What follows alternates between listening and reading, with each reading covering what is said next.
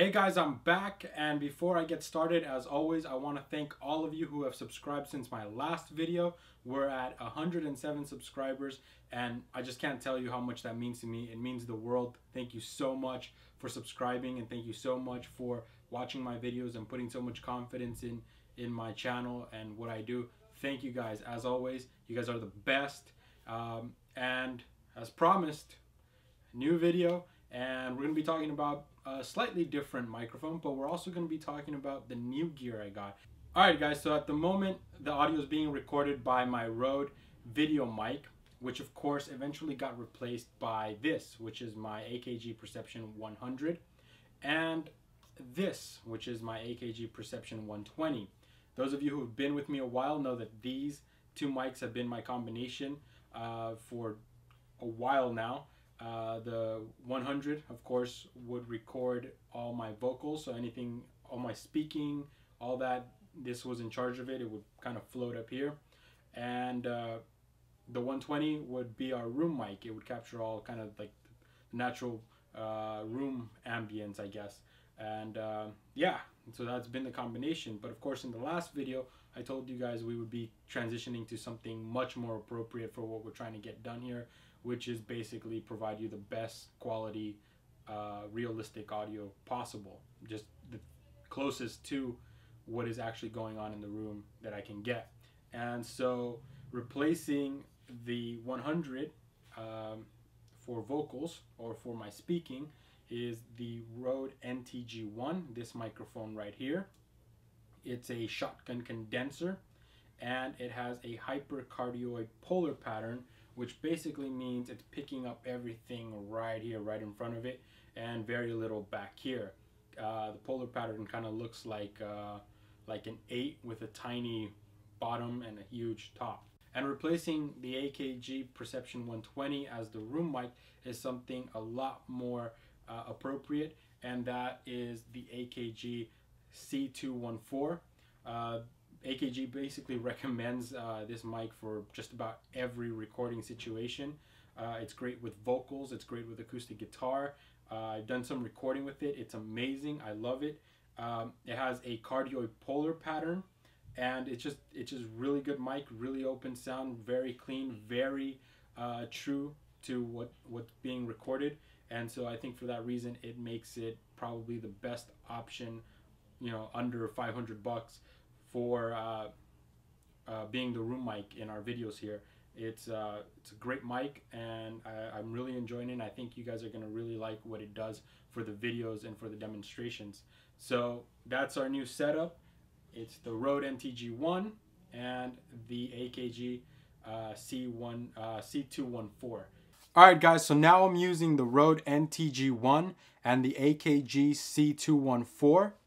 And hopefully you're noticing a noticeable difference, not just from the Rode VideoMic, but from the combination I was using before of the AKG Perception 100 and AKG Perception 120. I'm going to go ahead and put these headphones on so I can monitor what I'm doing. I want to quickly just let you get used to this sound, the way this sounds, before we move on to the point of this video, which of course is the Audio-Technica ATR3350. And I got a little something prepared that hopefully will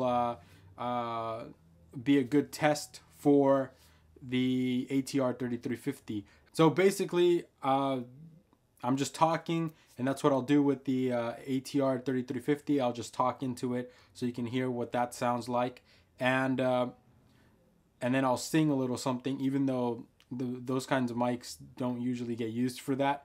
But, you know, just in case, who knows what kind of production you're working on and you want to use that mic for. If for whatever reason you want to use it for singing, you'll have an idea of what it might sound like when you use it for singing.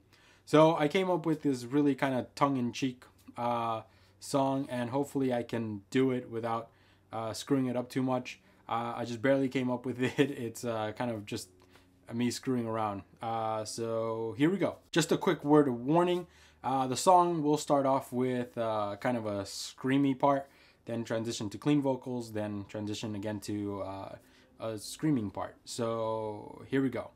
It's Christmas time again, and Uncle Bob is on the sauce, and I got socks, and I am out of Christmas cheer.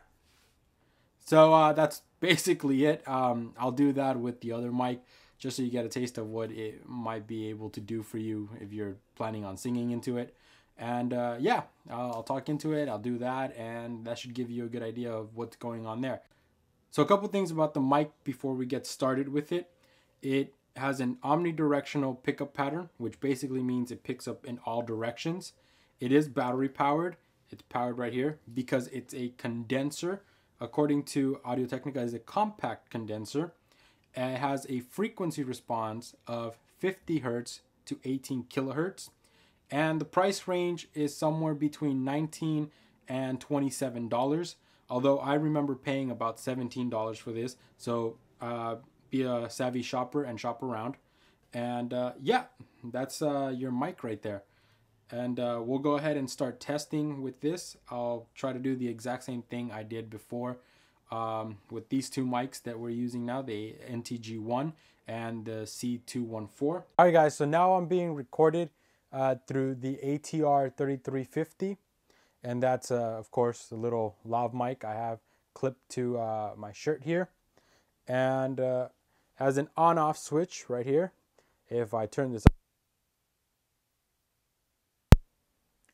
that happens. You get no sound. It has a little battery in here, like I said. We'll go ahead and demonstrate that a little later. One thing that I did forget to mention is that it has a pretty long cable. It has a 20-foot long cable. So unlike most lavs that just have the cable long enough for it to be clipped on to your shirt and reach the pack that you're wearing or the transmitter, this one actually has a pretty long cable, which probably means that it's mainly for use the way I'm using it right now, connecting it to a camera and interviewing someone, or maybe connecting it to a recorder that's far away and kind of walking around. Either way, it's pretty awesome to have this much cable. It allows you to set up a camera somewhere not in someone's face and maybe interview them, or you know, you can set up a camera and kind of do what I'm doing, which is basically talking to a camera, doing a little vlogging, that kind of thing. I used it with my Tascam recorder, and it sounds pretty awesome. So I guess you could use it that way as well. I also plugged it into my computer and recorded on Audacity with it, and that was pretty okay. All in all, it's a pretty good mic, especially for the price you're gonna pay. And I guess that's all I can really say. We'll go ahead and move on to the test, which was the singing test. And if I'm not mistaken, what I did before was something along these lines. It's Christmas time again, and Uncle Bob is on the sauce, and I got socks, and I am out of Christmas cheer. So a little different. I don't think I did that exactly like I did the first time, but it should give you an idea of what this will do for you if you plan on singing into it. So now I'm being recorded by the Rode NTG1 and the AKG C214, and I'm gonna go ahead and put my headphones back on so I can monitor what it all sounds like. So there are only really two issues that I've had with this microphone, and they're not major issues, but I thought I should make you aware of them. And the first one has to do with the battery. So the battery is inside of this little barrel here, and to get it out or to put a new one in, what you have to do is unscrew it. So you unscrew it and you kind of, oh, I got a little stuck. There you go. You kind of pull it off, and there it is. That's the battery right there. It's an LR44 battery, or a 1.5 volt button cell, and it comes included with the microphone, so that's pretty awesome. You're good to go as soon as you get it. But the issue is not putting it in, which is a breeze. The issue is getting it out. As you can see, it's kind of tight in there. You can't really pull it with your nail. You can't really pull it out this way. There's nothing to grab on. There's no real lip. So what I came up with was using this. It's my little keychain Swiss Army knife. And on here, I have one of these. It's a nail file. And it has this little flat head right here. And it's pretty harmless. And I guess you could do this with just about any nail file of this size. I've seen them on nail cutters a lot. Nail clippers, sorry. So you should be able to find one of these relatively easily. And what I do to get it out is I put it right here, right at the bottom, at the base of the battery, and then just sort of scoot it out. And it fell. All right, so I've recovered the battery, and there it is. It's this tiny thing. And basically that's the only issue, getting it out when you have to replace it. So getting it in is probably the easiest part. You just kind of angle it in there. Sometimes it takes a little, and then once you get it in, you know, all you got to do is really kind of get it under the spring in there, and then it pops in. This is kind of an issue.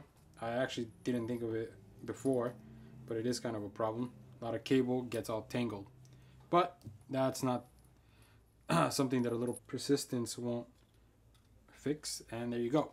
Then once you have the new battery in, you just kind of screw it back on. So that wasn't even an issue that I was thinking about, but apparently it is an issue. So the other issue that I want to talk about was this. That's fine and dandy. There's no problem there. But what do we do with this? The switch on here is actually pretty easy to turn on and off. And busy hands, nervous hands tend to kind of fiddle with things. So I found that probably the best solution to that is to put it right here on the very edge of your pocket, because naturally you kind of don't fiddle here. You kind of fiddle here and your legs and whatnot, but you don't really reach back there. And as long as your shot isn't like the one I have here, and usually it isn't, usually it's kind of a close-up here on the face, you should be fine. But that's basically it. That's the Audio-Technica ATR3350. I think it's a great mic for anyone who's into video production, who's doing documentaries or vlogging or anything where it's just kind of a one-on-one thing, the person and the camera. I think it's a perfect mic. It's awesome. And there you have it. It's got a really long cable, and sometimes it gets kind of messy, but it's a great little mic. Alright guys, so that's basically it for this video. But before I let you go, given that Black Friday is right around the corner, and most of you are probably watching this after Black Friday, I just want to know, in case you're watching this before Black Friday, what are you thinking of getting? And in case you're watching this after Black Friday, which most of you will be, what did you get? What were you thinking of getting, and what did you end up with? I'm really curious to see what kind of gear you guys are looking into. And yeah, I just wanted to see what you guys were up to in terms of your gear and what you're doing with your Black Friday. Did you get gear? Did you get a PS4 or an Xbox, or did you buy clothes? What did you do for Black Friday, basically? So I hope you have a happy Thanksgiving and an awesome and safe Black Friday. I hope those of you who are in school enjoy your couple of days off. And hopefully I'll be back soon with some new gear. I got a couple mics I want to show you, and a couple of effects boards that I want to show you. So thank you so much for watching. I hope this video helped. I hope you enjoyed it. Of course, if you have any questions or comments, you're more than free to leave them down below, and I'll get back to you as soon as possible.